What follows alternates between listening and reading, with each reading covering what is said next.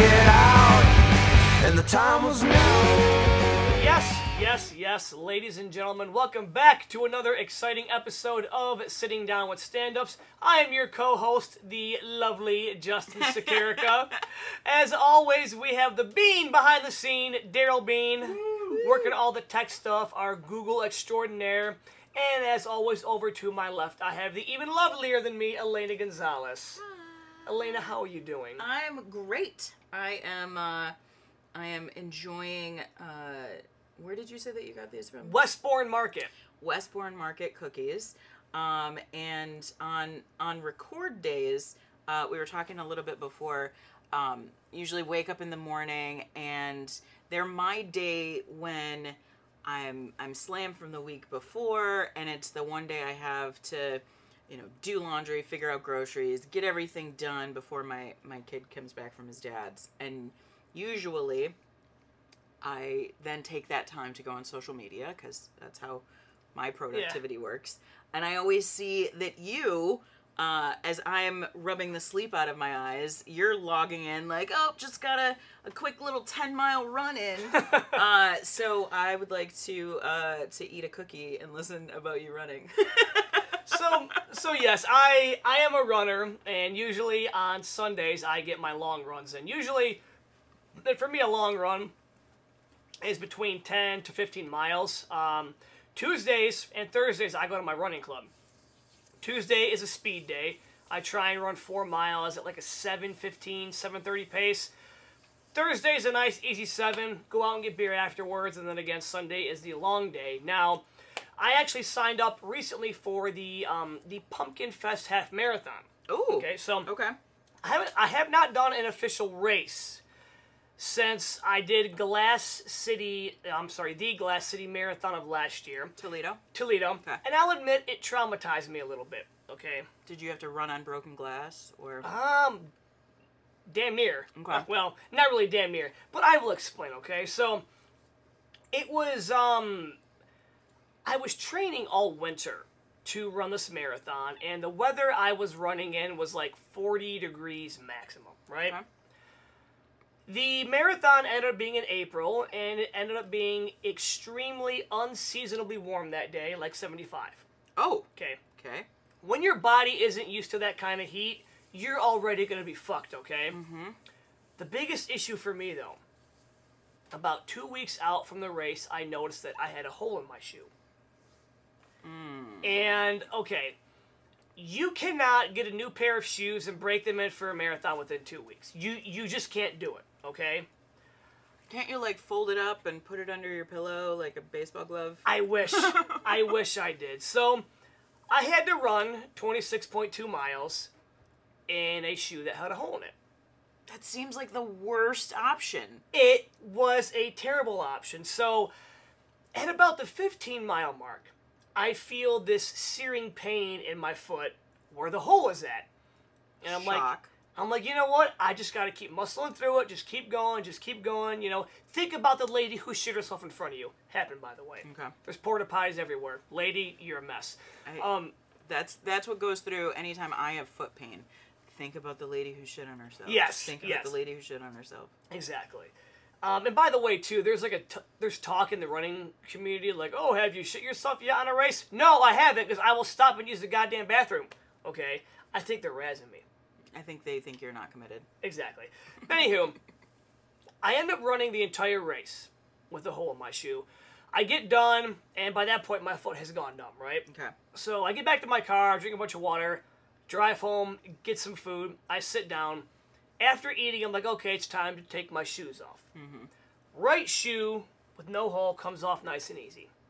Uh-oh. The left shoe felt weird. There was a little bit of like a wobble or a jiggle when I pulled my left shoe off. And I'm like, that doesn't feel right. Mm-hmm.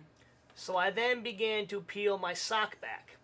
And I had... The foot went with it? I had a blood blister the size of a hard-boiled egg. So glad I finished my cookie. Just sitting there, and I was like, oh, that's what happens when you wear a shoe with a hole in it. And I was like flabbergasted looking at this, and I'm like, I have to lance this. I can't like go to bed with a giant sack of blood on my foot. So I went and got a knife. I went outside and I'm like, okay, any neighbors? Any neighbors? Of course, as soon as I start draining it, hey, what's going on? Nope, not now, ma'am. Not now. I need my privacy, please. Yeah. And Wow. I was a little traumatized since then to run a race because... And I do have video and pictures, by the way, because why do you not record that gross shit? I am a lot traumatized. Yeah. So never. Oof. Yeah, it was bad. So I still run a lot, but again, I have not done a race since then because Did you buy new shoes since then? Oh, I did, of course. Okay, good. I did. I burned those fucking shoes. Good. I burned them. But it's weird because, like, usually when you go and you run a marathon, you do kind of get in the zone a little bit, you know? And I'm sure it probably hurt more than I was letting on, but yeah, you just gotta knuckle up and keep going. And that bullshit runner's high. That is, yeah, it is, because it wears off.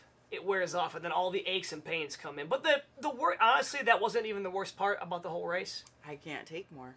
Well, so, like, for big marathons like that, they had people on the side to, like, cheer you on. Okay. Like, you know, and they're rattling cowbells, and they're handing out water and gel packs and everything. But there was one guy. If I find him, I'm going to beat his ass, okay? He was like a folk singer. Okay. Who they had sitting on like an easy chair under an umbrella. Okay. And he's playing music, and you had to pass him twice on the route. Okay. The first time I'm like, oh, that's pretty cool. You know, he's playing music. He's getting us all, you know, nice and happy. Well, when you're 21 miles in and your foot is on fire and you're drained from the sun, and there's a guy with a lemonade in an easy chair with an umbrella over him, like, I know what you're going through, brother. I'm right there with you. Like, shut up! You don't know what I'm going through. And that man was Daryl Bean. Yeah. That man was Daryl Bean, yes.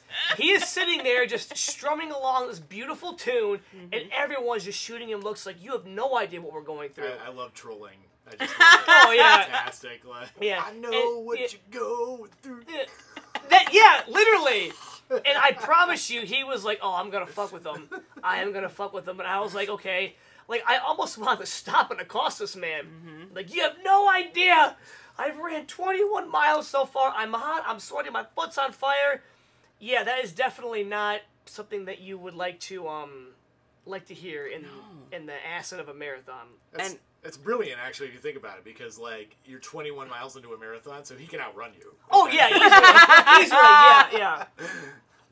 The thing I love most about this show is our ability to really customize the content so it fits perfectly with our guest. Ah, yes. Because when you think about marathons and you think about you run quite often. Yeah. I can't think about a marathon without thinking about our guests. Yeah, and I was actually going to mention that the guy could have played a better soundtrack. Oh, now I'm pissed that I stepped on that. Oh, no. It's totally good. See, our guest is probably unaware. No, because that then I I could have let you be bad by yourself. Instead, I took some of it, and so that's you're why in it I'm now. mad. You were in the thick of it now, Elena. You were part of the terrible transition into announcing the guest. But we do have an amazing guest here today. He has a great podcast called Soundtrack to Your Life, which I'm sure we're going to talk extensively about. And I know this man is a good friend of yours, and I am very excited to sit down and chat with this guy. Ladies and gentlemen, welcome our guest, Mike Bobbitt. Mike, get on in here, man.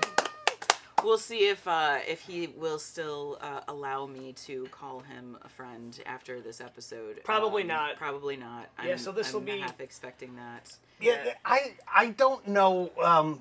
It's been documented, my aversion to man feet.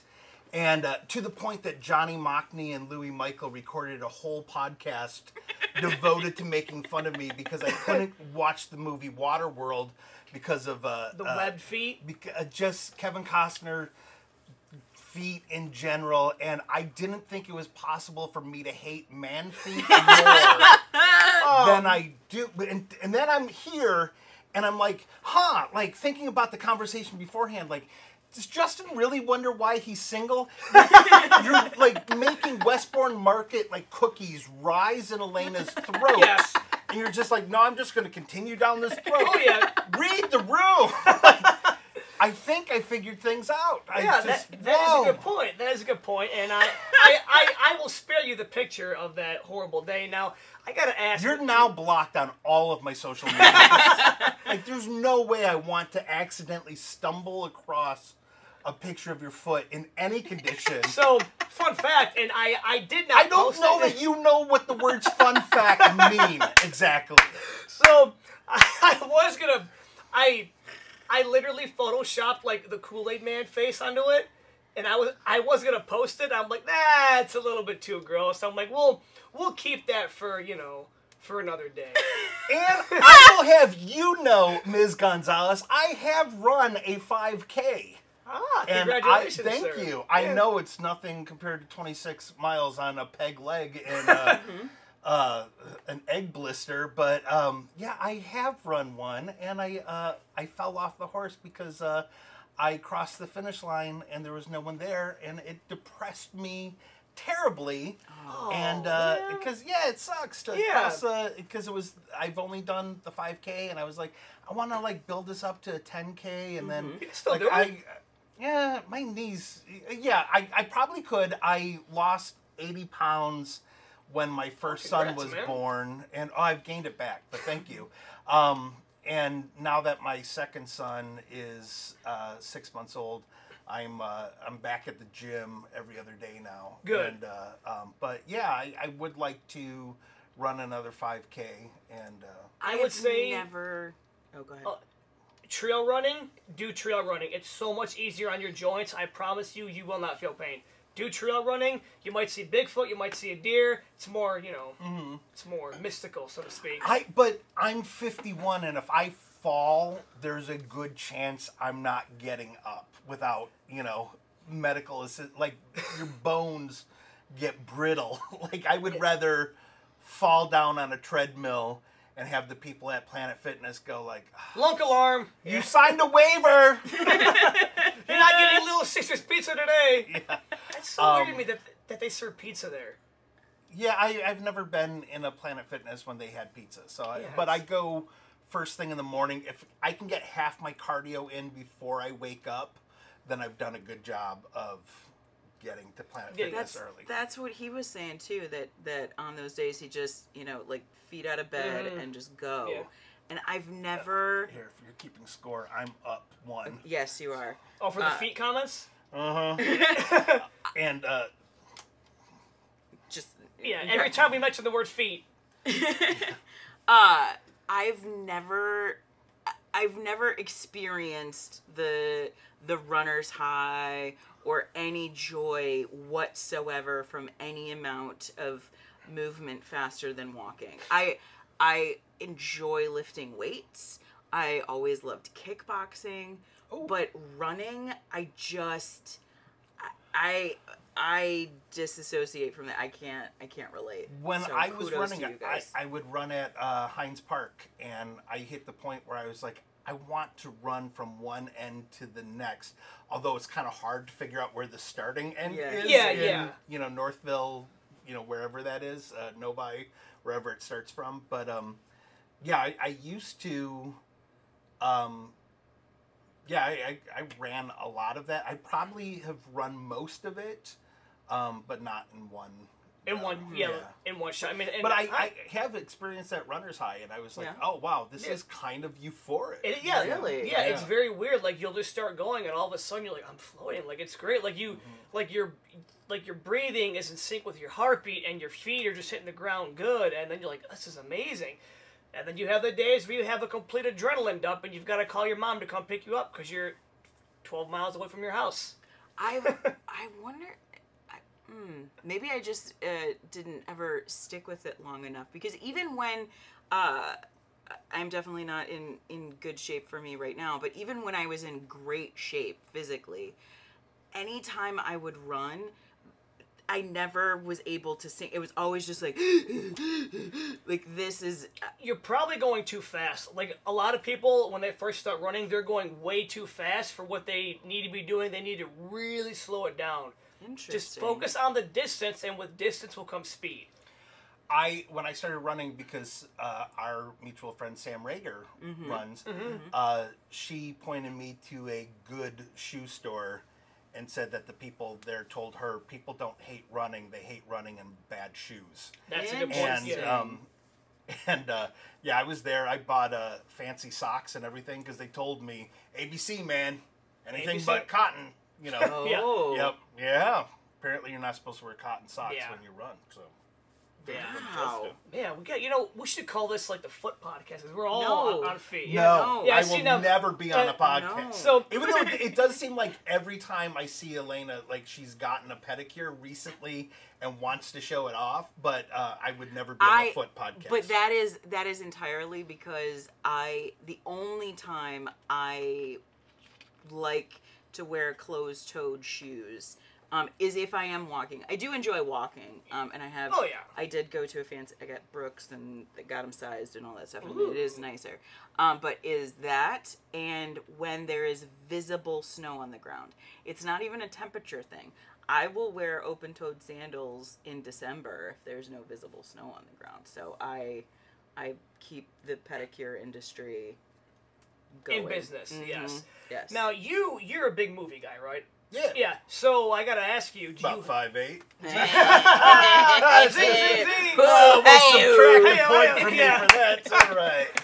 So do you hate Quentin Tarantino then, seeing as the man is obsessed with feet? I wasn't sure where this was going. Yeah, I'm no, there now. I lady feet or whatever, but it's guy Man feet, feet. like the Flintstones movie where like Rick Moranis' yeah. foot is on John Goodman's face, like Yeah. it's like You don't Elena's do hero, feet. like Jimmy Pardo and I share that in common. We just Something Have about- you cover ever, 'em up. Have you? Yes. Have you ever had a pedicure? no. Would you ever? No. Is No, it? I mean, I shouldn't say no. Like, Okay. yeah, maybe. I just, but there'd be no point because I will always have them covered up. Interesting. Good point. Yes. Have you ever had a professional massage? Mm-hmm. And did they massage your feet? Mhm. Did that make you cringe when they touched your foot? She was very good at it, and I'm very ticklish. And there is one time where I was like, okay, well, just relax. You've had a massage from her before. She knows what she's doing. And I started to worry that I was enjoying it Yep. too much visually. Mm-hmm. And it's such a hard, because you can't really explain to someone who doesn't have one that it's not always you don't always know without a touch check what it's doing Gotcha. No, Mhm. exactly. or how much blood is there. Yes. So it was one of those where I'm like, and there's really no way for me to reach over the blanket and see. readjust and try. So I was just trying to like read her body language to figure out if it was obvious that I really enjoyed that a lot, and I don't know. For Gotcha. Sure. Yeah. It's one of those where you can't, your brain does not understand a negative, so you self-talk wise you can't say don't say this, because then all your brain is thinking about is that word. It doesn't understand don't. So don't get a boner, all it's picking up on is This is feels boner. amazing. Right. Yeah. But maybe that's the one thing that can take away from thinking about feet is your fear of public boners. So that's what we need to tie that into. Yeah, and I went to high school in the 80s, so a lot of sweatpants back then. So Oh, it was yeah. very hard to hide a teenage boner. You pretty much can't, and No. that's when they come in raging.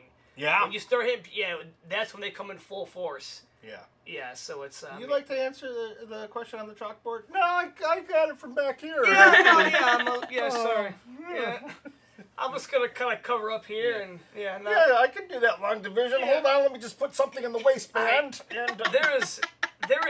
I feel so bad for this guy. There was a guy that I went to high school with, and he was not a popular kid by any means, but he played football, and I guess he popped a boner in the locker room in front of all the guys, and he had red hair, so his nickname became Redwood. And I feel so bad for him because What school was that? Garden City.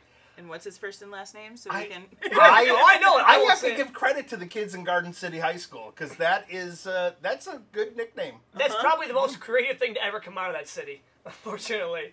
But yeah, Redwood was his name, and yeah, it's like, I mean, hey, you're into what you're into. I don't care, but they're gonna make fun of you, unfortunately. Yeah. So, but yeah, I mean, I've never popped a boner in the locker room before, so I'm free of weird nicknames in that sense. I was a very pampered child, and I had a doctor friend write a note, so I got out of gym class in middle school and high school. Oh, nice. Yeah, that's why I'm in the excellent shape. But you know, it pays to have a doctor friend. I think we all have a good. Do you still have the same doctor friend? No, he was a guy who my mom babysat and was a orthopedic. Like he put the shoe inserts in, so he wasn't even like related to anything. Is he Al Bundy? Shoe salesman? Wait a second. Is this going to be a therapy breakthrough? Is this did anything inappropriate happen between you and this man? Is that why you're against feet? No, no. Is that the exclusive that we learned today? No, that would be my uncle. Great uncle. Suck it, Marin. We get. My Uncle Bill was, I thought, a wrestling teacher, but it turned out he was not accredited. I don't know if I learned so much about wrestling as much as I learned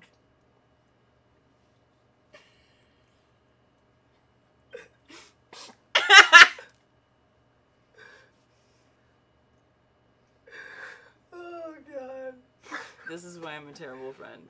It's not okay, though. It's okay. It's It okay. isn't, though. It's okay. I keep doing this. I know. She's terrible. I know. Hey, listen. I've got some cookies over there. That's how my uncle got me into wrestling. I'm sorry, I didn't know. He lured you in with a cookie. So And scene. It turns out it's not that difficult. yeah. He was faking, by the way, people who are gonna watch it go, oh no, he's having a It breakdown. was not my uncle who molested me. Yeah. No. It was his stepdad. Mm-hmm. I was thinking on the way over here, which is dangerous, but you, all jokes aside, you are legitimately one of my favorite human beings. I've told you to your face multiple times. I still don't think you believe me. I don't care. I'm just going to keep saying it. Sometimes I think you don't even like me, to tell you the truth.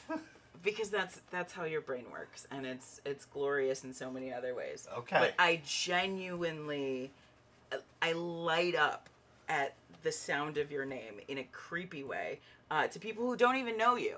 I talk about you first and last name. You're one of those friends in my world. You're not just third Mike. guy is named Mike. So Right. yeah, you have to. Yeah, it's very much like, oh, I talked to Mike Bobbitt today and blah blah blah blah blah. Like it's I have that energy towards you, and I truly. Ooh, I saw at a comedy club, Mike Cronin. Yeah. No.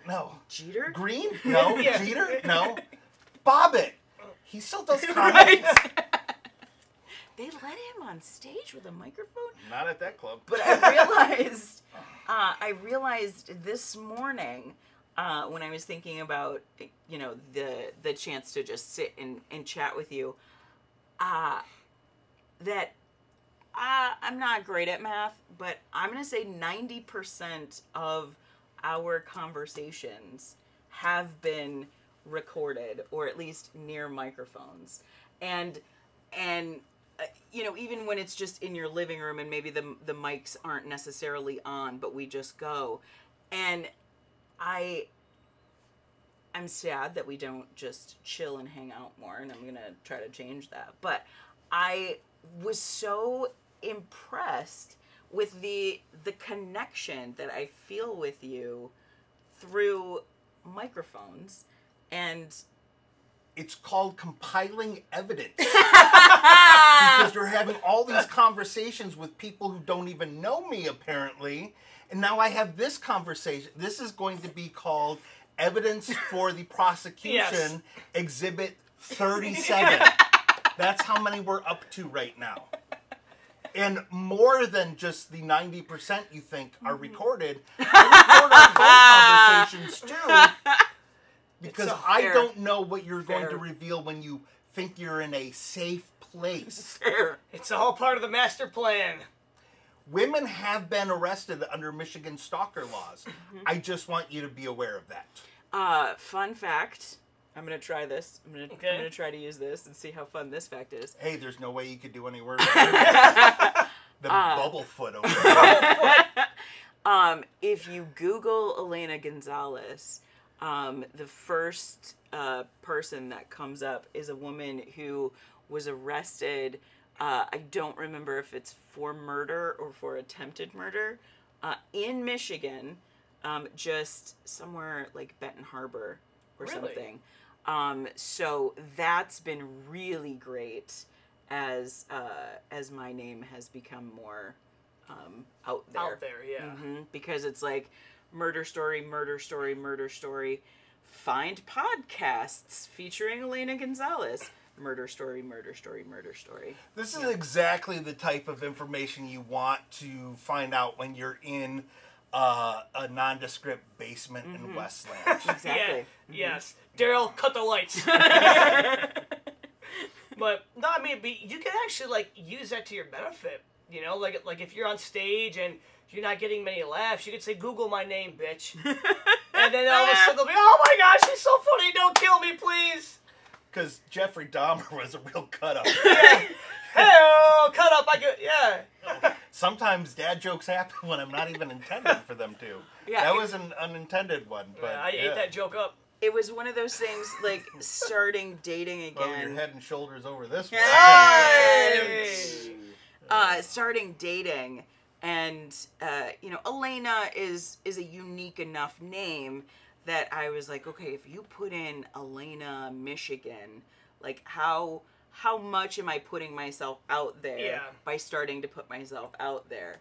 And I was like, I don't want to say I'm a comedian, because if you put Elena comedian, Michigan, all of that kind of stuff. And so that's when I found that. And I was like, I don't know if it's better to have somebody know that I'm a comedian before we date, or to think I'm a murderer. And I landed on thinking I'm a murderer. That's probably better. yeah. I think that's a damn good choice. So there have been a lot of hours of conversation, but some of the basic cliches I haven't really covered too much with you. So permission to be fucking hacky for a minute? Yeah, let's hack it up. All right. Was that another Dahmer joke? I think we're just in that well. Yeah, we are. So, Mr. Bobbitt, what got give you? me a quarter turn there. You're not getting the camera. Mm-hmm. Yeah. You're the money maker for the video portion of this. So Mr. Bobbitt, what got you into comedy in the first place? I was a very failed musician. I was in a punk band, and people would see us and say, the songs, but between the songs, you're pretty funny.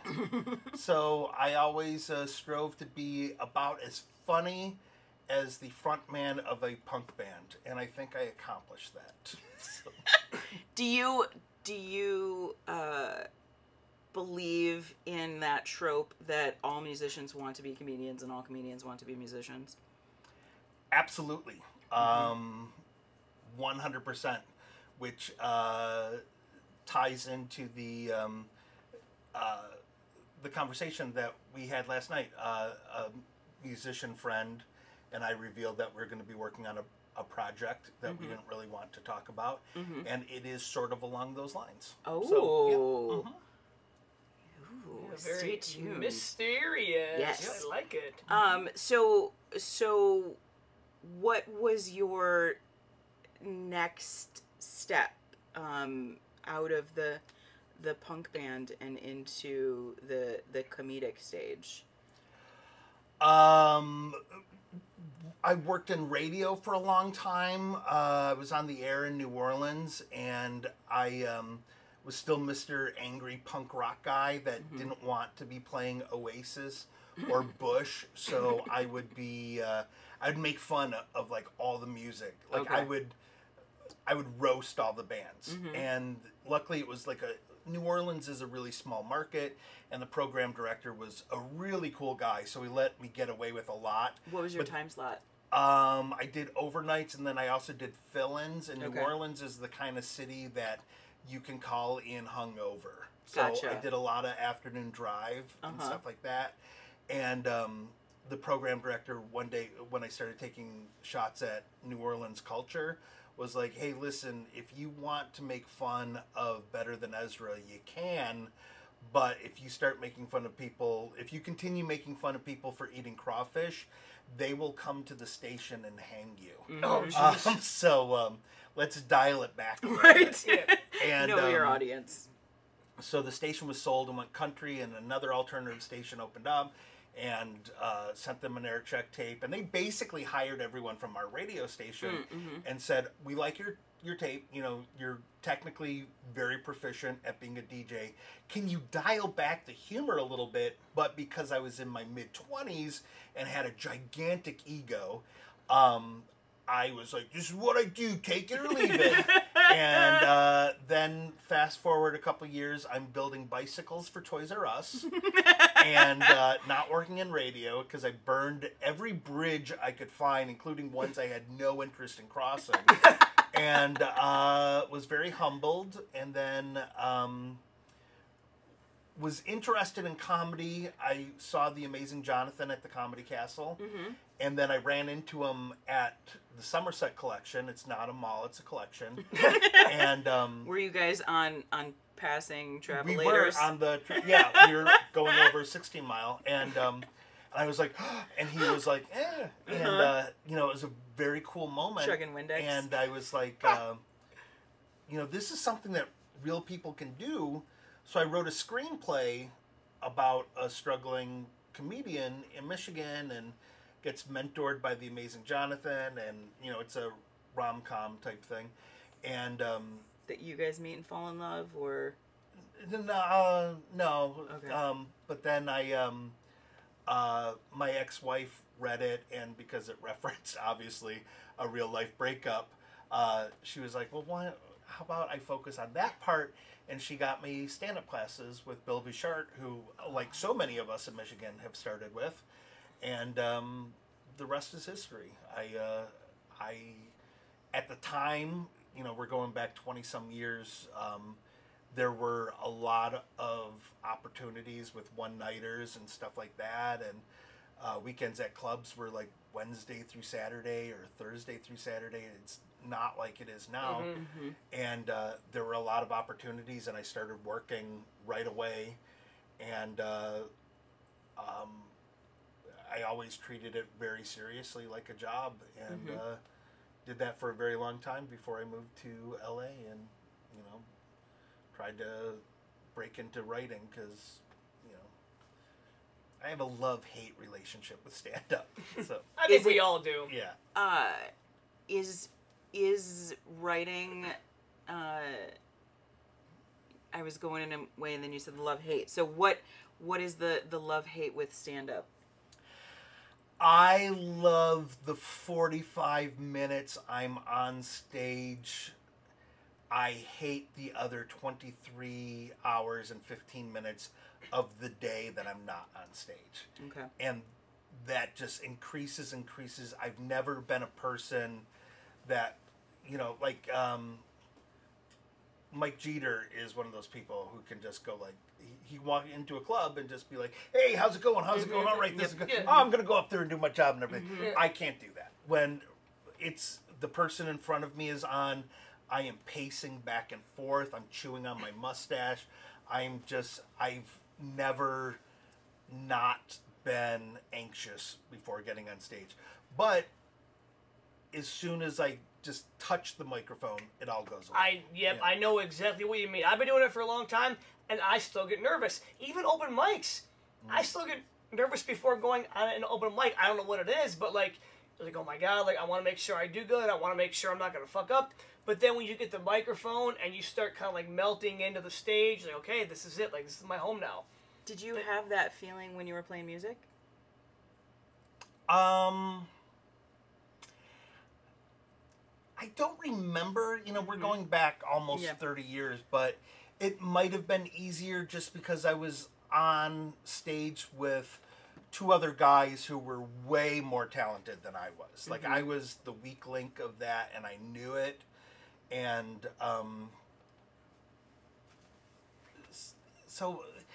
and I never got paid for doing that. Gotcha. There's a big difference when you know someone's going to give you money at the end of this, that, I really want to make sure that I do a good job and not, Everybody has expectations. And, yeah.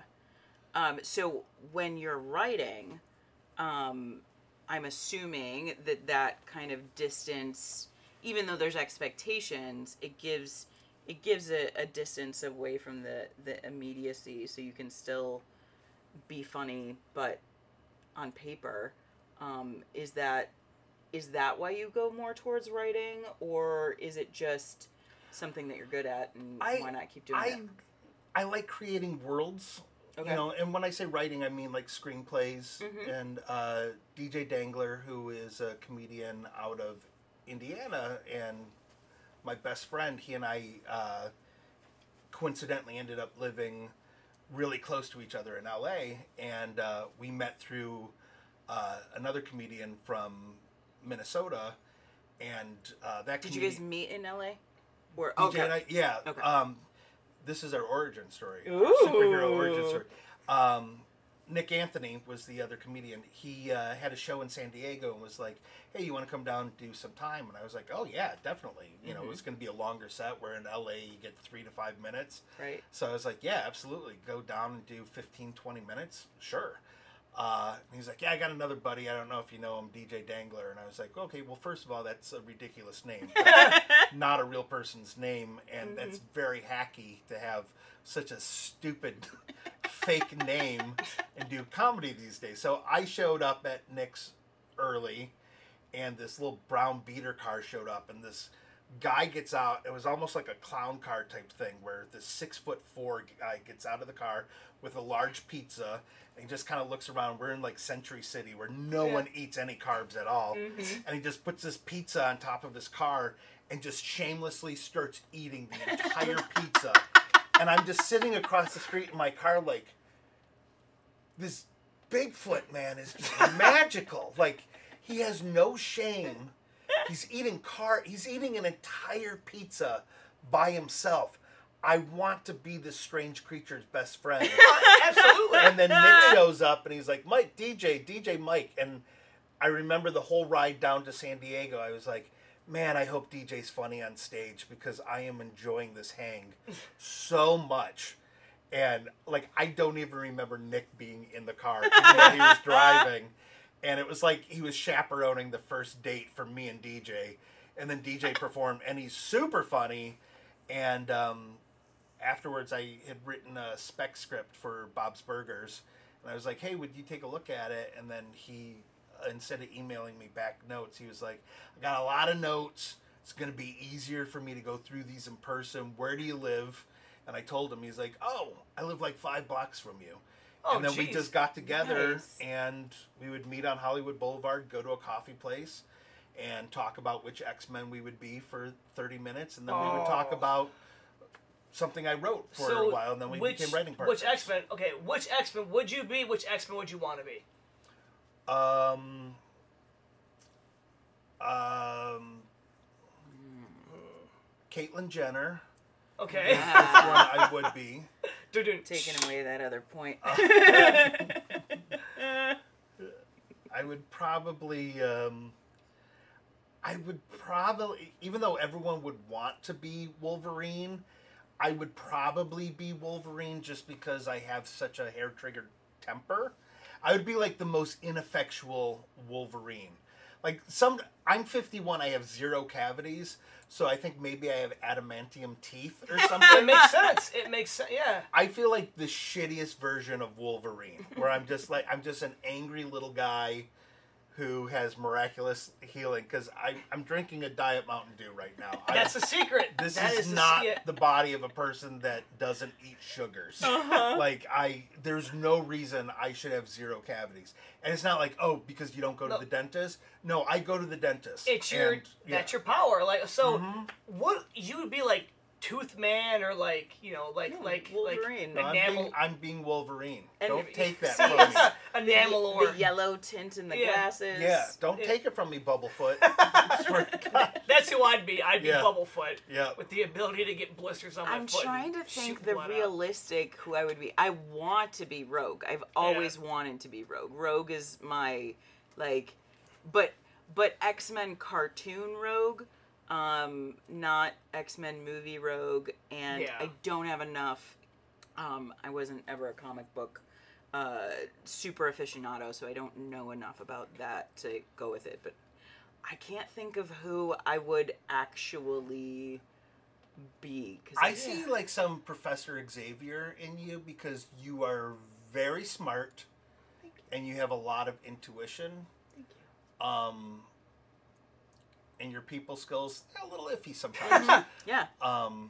Yeah. You gotta shave your head now. I like it. Yeah. I don't know who I would be. I would want to be Nightcrawler. He's my favorite. I would want to be Nightcrawler. Just teleport everywhere, leave a terrible stink behind. You know. Come to think of it, maybe I would be Nightcrawler. Maybe I would be Nightcrawler. I know. I was like, I don't see where this is not not achievable. accurate. Yeah, I mean, he's German. I'm Polish. Yeah, close Close enough. enough. Close enough. Bean, how you weighing in on this? I don't know anything about X-Men, dude. Neither do I. People just assume because I'm a nerd I know about... I'm Bob. I don't know. Yeah. Yeah. No, you know what? I think we spoke. Didn't we talk with this about Pat last episode? I think we talked a lot about Marvel. I think we did. Yeah, Pat knows his... Yeah. Pat and I have performed at Comic-Cons together, so... Yeah, Pat's a very. He made it very clear that he's a Marvel guy, not a DC guy, because we talked about the bats. He's like, well, I'm a Marvel guy. Fuck DC. Yeah, does Pat Sievert strike you as a guy who wants to be sad for fun? No, of not course at all, he's yeah. not a DC guy. Yeah. Yeah, DC is very moody. It's very depressing. Yeah. It's very, like, not a big fan of it at all. I read a lot of DC when I was listening to Nine Inch Nails. It's just something you do when the inner goth girl in you is like, I'm gonna read Batman. Yeah. And So Trent Reznor brought that out in you, huh? yeah. Were you a comic kid, or was that something that you got into later? I read the G.I. Joe comics as a Okay. kid, which where the TV show was basically a TV commercial for Hasbro. The comics actually had really good storylines.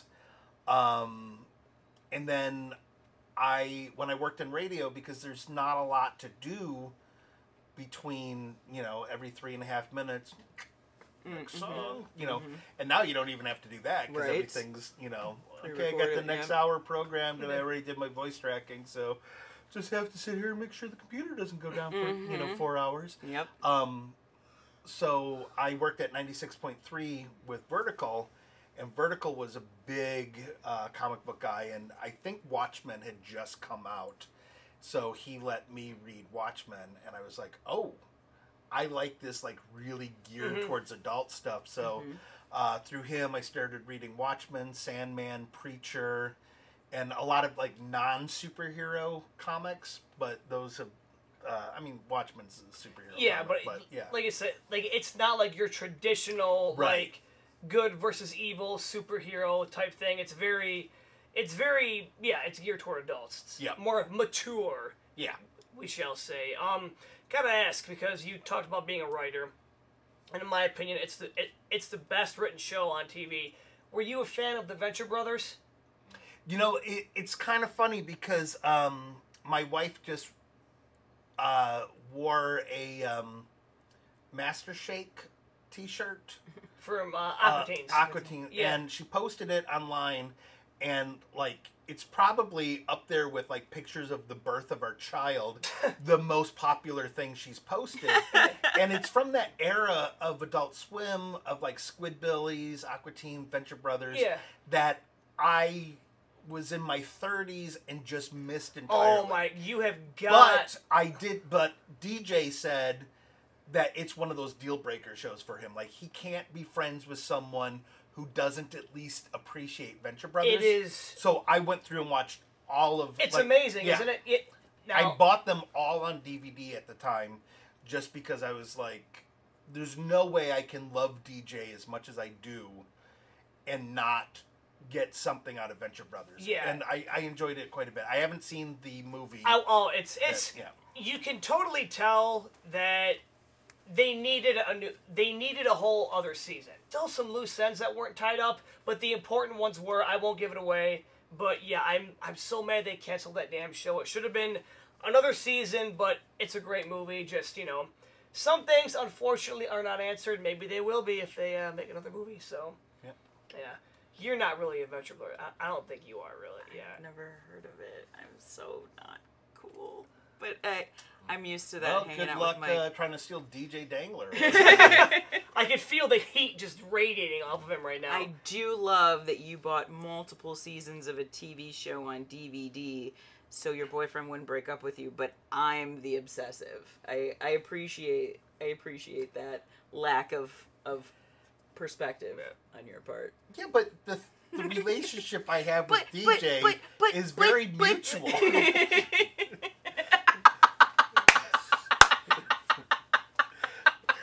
Oh, God. It's funny because it's true. Oh, man.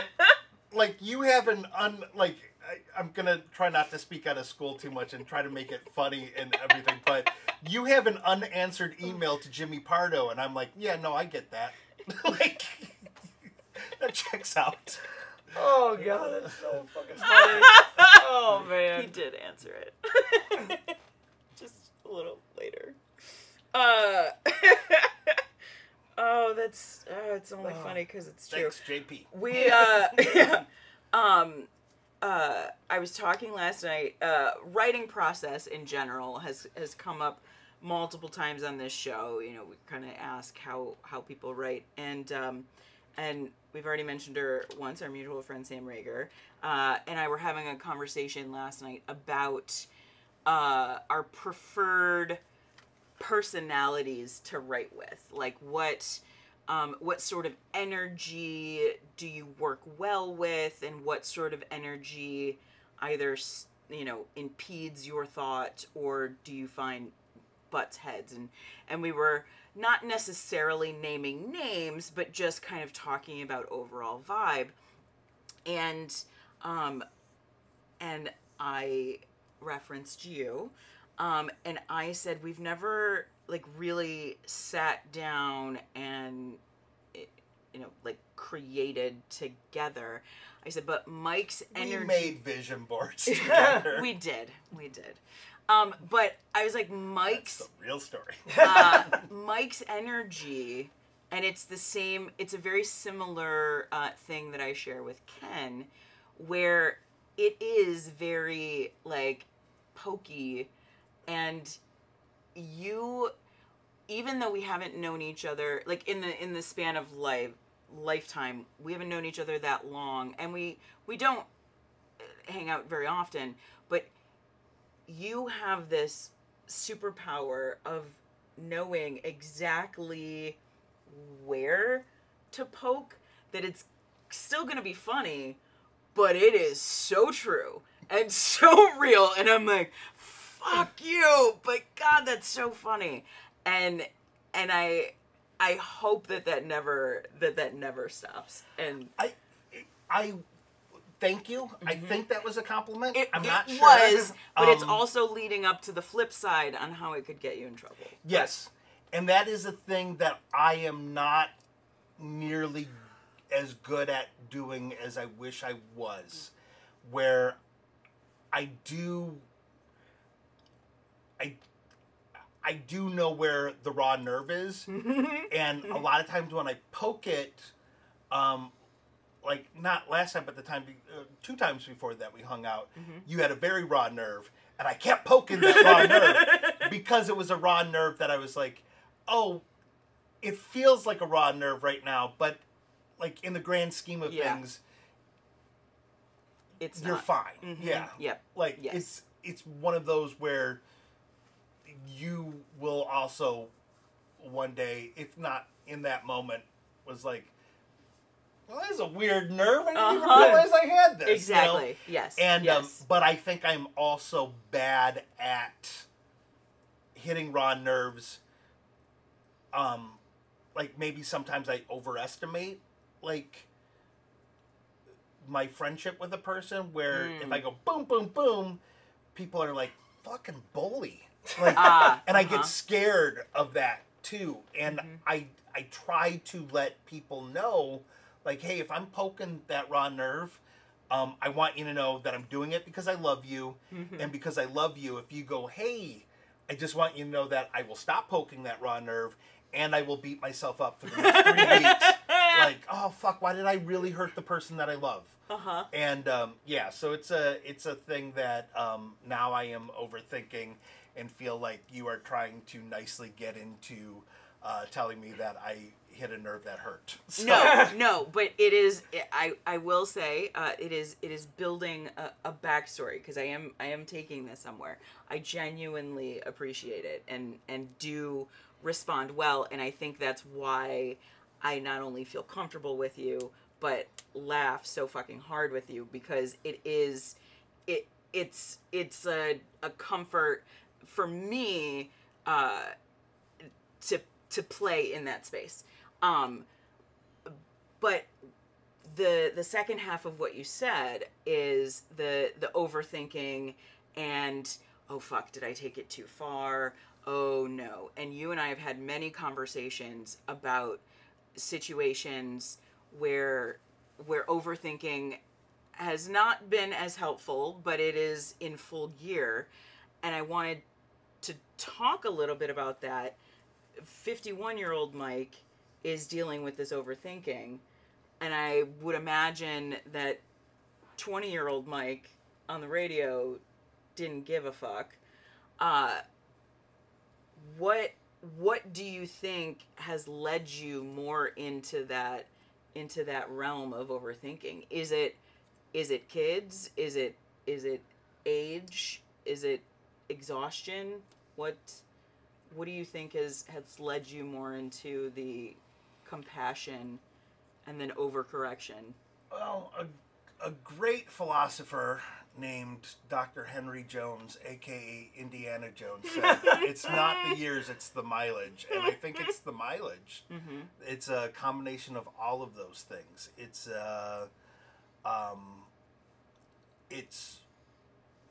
realizing that, I did burn every bridge that I had in radio. And not that, out of every friend I've ever had that worked in radio back then, the only person that is still working in radio without any gaps at all is Allison Martinek, who's on one of the morning shows. I don't think she's on 96.3 anymore. Maybe she still is. But she's like the only... Blaine and Allison? Yeah. Okay. So, is she still on 96.3? I think as of a few months ago, yeah. Okay, so, yeah, she's the only person I know who's still in that. So, chances are, if I hadn't burned every bridge, just because I don't have the same personality as her, and most recently Man at Large, who was on the planet at the same time, just left radio for personal reasons and everything, but he went from down here up to Gaylord to Alaska to Lansing and then Alabama. I don't know that I could have ever done that kind of. When I was in my 20s, I was like, I want to Right. go from market to market Yeah. Right. and work my way across the country. And then in the second market I worked in, New Orleans, I burned all the bridges as I was leaving Detroit. I was like, here's a map, motherfucker. Yeah. Uh-huh. Yeah, and then when I came back, and I was just like, all right, who wants to give me a No one? The giant giraffe does? Can I build bicycles so I can do it in the back room and no one can see me? Because I was a real pompous asshole before I left. And so that, and yes, having kids, I want to be a good role model, and I want to, I remember my dad calling me and my brother down to the basement while smoking a pipe and, drinking, and was like, I want you guys to smoke and drink. My brother and I both ended up smoking and drinking. So I do want to walk the walk and, as well as talk the talk. And being older, being a divorced person, my ex-wife and I, before she died, managed to have some sort of friendship at the end after, a very rough divorce. And, Allison is wired very similarly to me and is also, has a lot of raw, nerves, and I don't want to accidentally hurt her. So, I do try to be more conscious of those things. When everyone I grew up with had an intervention for me, to be a nicer person. Really? Because my logic was always, and this still bugs me because my mom does this. She'll shit talk people behind their back. Okay. And all my friends would do that too. Like as soon as Dave Johnson would leave, everyone would be like, oh my Look, God, Dave when's Johnson. the last time? Yeah. Yeah. Dave doesn't take showers. And, so when Dave came around again, I was like, hey, what's with you not taking showers? And everyone's like, oh my God, you're such a dick. And I'm like, no, I mean, You're honest. Yeah, you guys are all dicks. I'm the one who's less of a dick because I'm doing it to your face. Right. Which is why, like, last night with the person that was there that, I don't really enjoy who they are. Like, they're a person that has a little bit of power right now and is letting it go to their head. And as someone who has been there, I understand it. But I think in his core, he's a good person. But I also, instead of, I certainly shit talk him, but I also, to his face, was just like, oh, it only took you 2 hours to say hi. Right. Right. Make sure he knows you're being kind of a dick. Right. So, I try to watch it because I do also try to use humor as a way to also get my complaints out. So it is a very fine line. So. You mentioned that you had that intervention. So this, I'm assuming, is from early on. Was that kind of a defense mechanism against your brother, against dad? How did it kind of start? Oh, the intervention with all my friends? Oh, no, sorry. Like your ability to broach somebody face to face and call them out instead of following mom's footsteps. It always bothered me that when we would visit my aunt and grandma, they would make fun of my other aunt and my cousins and stuff like that. And I told my mom, I was like, as soon as we leave, when Aunt Nancy goes over there, Grandma and Aunt Laura are making fun of. My mom was like, yeah, probably. And it bugs me so much now because, like, Allison and I are my mom's caregiver, and we do so much for her, but she'll still get on the phone and be like, guess what Mike and Allison are doing? And I'm like, really? Because you think this is the life that Allison wants, taking care of her mother-in-law full time? Right. So, I just want people to know and feel safe to know that, hey, when you're not around, I'm not going to ever say anything about you that I wouldn't say to your face. Because I also don't want that to... I want a genuine relationship with people. Right. Yeah. And, you're only going to get that if you are a genuine person, too. Yeah. So... Yeah, so don't watch the episode with Robert thing, because all we did was shit talk you the whole time. It was an hour of talking shit about Mike Bobbitt, so... With who, Robert? Yeah. Oh. Yeah. You guys were talking about the show that Robert does. He and Sam Rager and I are... we did one show of Tragedy Plus Time Equals Comedy, where it's comedians with dead family members. Ambrou Maida did ours too, because she has great material about her brother, and it's all of us talking about death as a way to try to help audiences heal.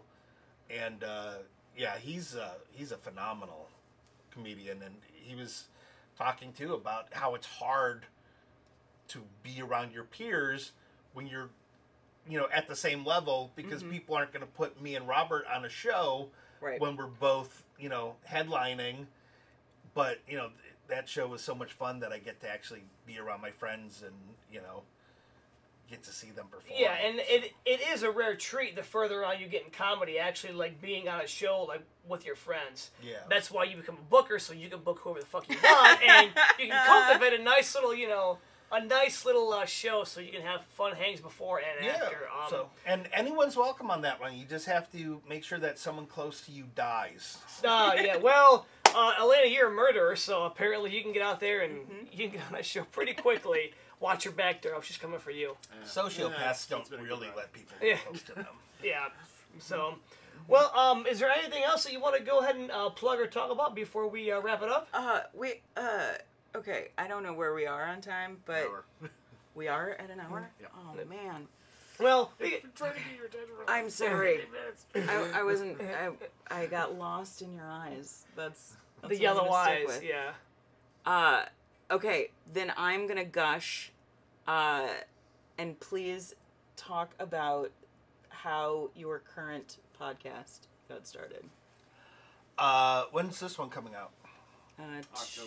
October-ish. Yeah. Okay, so the Truthcast will have wrapped up by then. I did a parody of a conspiracy theory podcast with Alex Bozanovic and then with Tim Den Otter too for years and years and years, and it turned into a long form improv exercise that became kind of like an ongoing soap opera with time travel, different dimensions. Elena played an alternate reality version of Alex Bozanovic. I was shoving my toes into places, bringing it all back around to feet. And it was a lot of fun. It was a lot of work, and knew it was coming to an end.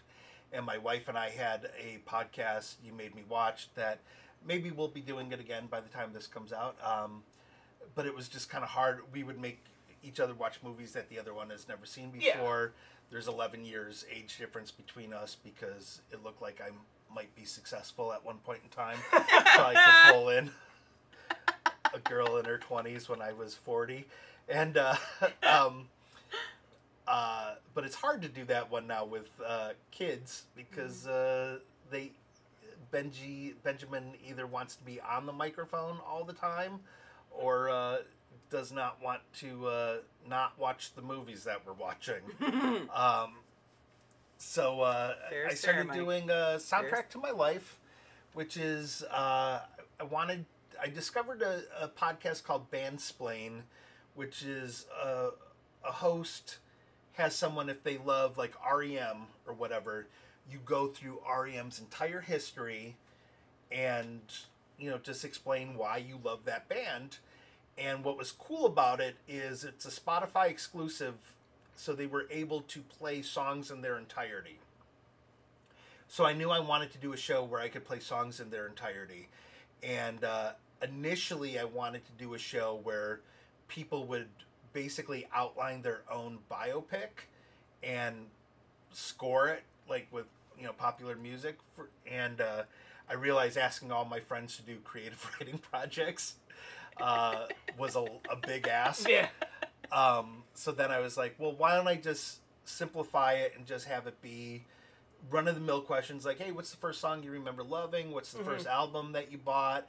What album would you take with you on a desert island? But then also have specific questions to that person. And so I've released 6 of them as of this recording, and I have about another 5 in the can, and so many set up. And I'm loving it, doing it. Like, I'm learning so much about Friends, where each episode there's a moment where I'm like, oh, okay, this show actually kind of works. Yeah. And it doesn't have huge numbers because it is only available on Spotify. We know about not having huge numbers. Well, when you were talking about your numbers earlier, I have more than you. But I also have had like really great powerhouse guests, and not that you guys don't. I assume that you're just slumming with me right now. But We did have Jake the Snake Roberts. you did have Jake the Snake Yes, Roberts. we did. Yes, that is true. I had Brad Wenzel, and he cosplayed as Mick Foley. So, and we did talk about that. So yeah, it's I'm really, really proud of it. I'm really enjoying doing it. I have been very lucky that people like Elena has spread the word very enthusiastically, and I have people like Elena that can post in a creative way to make me go, ooh, hey Alex, take a look at Elena's post. How did she do that? He's like, oh, well, you probably just had to go, okay, I'll try to figure it. Thanks, Alex. And, because I don't want to encourage her too much. You know. But, yeah, I haven't gotten a lot of feedback, but I feel like every single person who has listened to it has, like, reached out and told me how much they enjoy it, so that makes me feel really good. Like, I feel like I've gotten more feedback in the last month and a half on this show than I have in the 5 years of doing the Truthcast, where the Truthcast is a lot of like, hey, if you want to listen to audio comedy gay porn, if that's your cup of tea, then guess drink what? up. I have 180 episodes of audio gay porn for you to listen to. We were talking before the show, and a little bit with previous guest Robert Jenkins, and the biggest thing for me is it's nice to have creative friends that do creative projects, and you can look at it and go, oh, that's exciting and good for them, and oh, I like this person and I like listening to it. But when I was able to listen to the episode with people I didn't know and I had no connection with, and still be engaged and excited and interested in, like, wait, what? That's how I knew, like, this is just a damn good show. And music is such a universal connector that I think it's really fucking great, and everybody should listen to it. So thank you. Yeah, some episodes are really funny. As we record, I'm editing the Mike Cronin episode, and that is just him and I riffing back and forth for an hour and a half. That's great. And it's so silly. But then I can also have like really touching episodes, like the Sam Rager one. Yeah.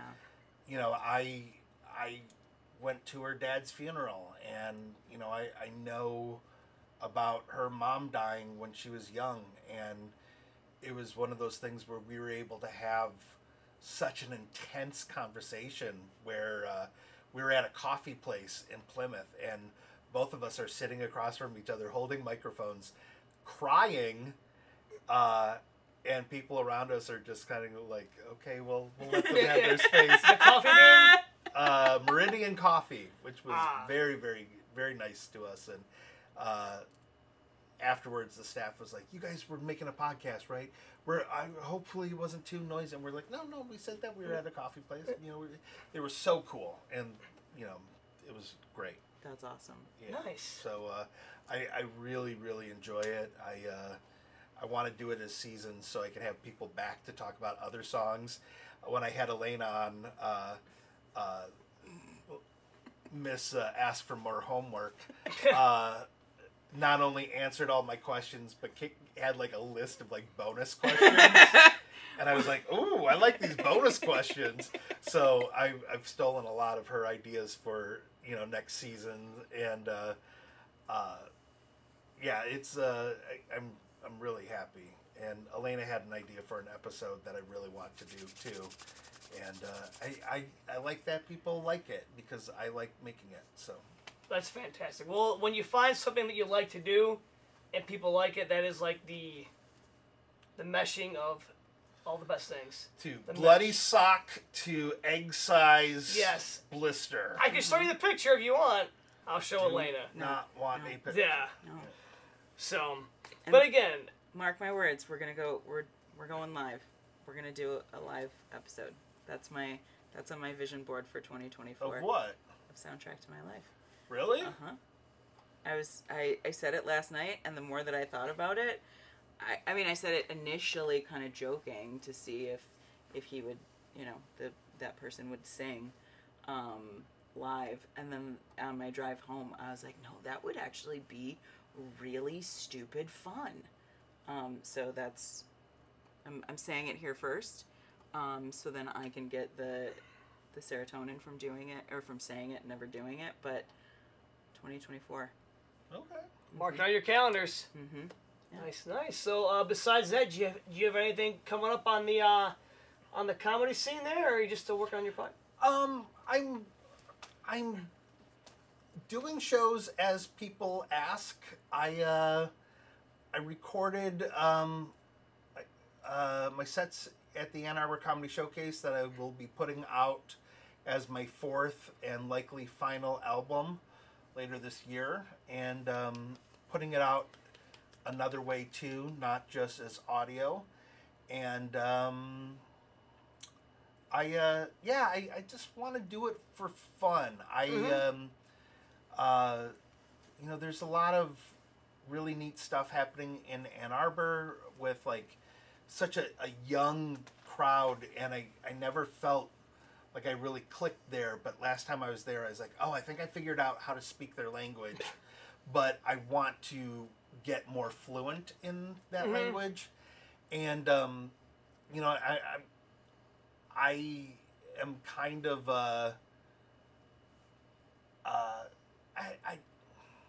I'm feeling more comfortable performing now. So, like, if you ever want me on any of your 30 fucking shows, I'd be happy to do them, especially because they're all in my backyard. Shoot me a message. I tell everybody, don't be afraid to bother me. I see that's the Bother weird me. thing. Bother me. I don't want to bother people. Daryl held a gun to my head. Actually, no, I've been negging my way through. Yeah. Like, no. He was I like, don't really want to put do me it. on your fucking show, asshole.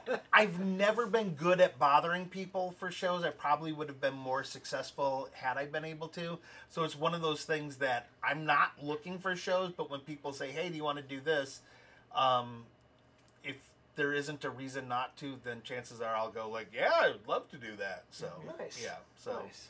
Oh, cool. so that just means don't look for me to bother you. But if No. you say, hey, do you want to do this? I'll be like, yeah, absolutely. I will make a mental note of that. Where can people find you on the interwebs? Social media and such. I've moved my profiles on social media to private. Okay. So don't. You can't. Yeah, you Don't. can't find That's the answer. Don't. He's an illusion. My website is largely a graveyard now of things that I used to do. So, All right. yeah, just go look up other comedians that we've mentioned on this show. I like Because that. they are still working very hard and should have more people enjoying what they do. I like nice. that. I Yeah. like that. I know where you can find Mike Bobbitt. I'm unsure what day we are exactly, but on October 13th you can find him at One Night Stands, because we are bringing back Retro Game Night.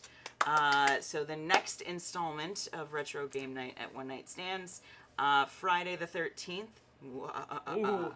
And then all of my silly stuff at Gonzaleza, GONZALEEZA.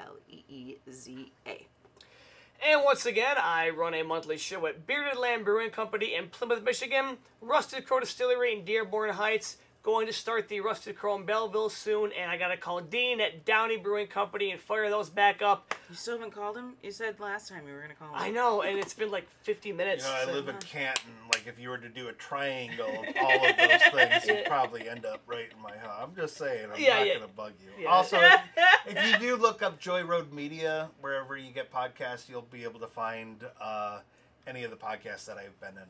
Joy Road Media. Yeah. Heard it from the man himself. Ladies and gentlemen, thank you so much for watching. Mike, thank you so much. Take care. Subscribe. Thank you.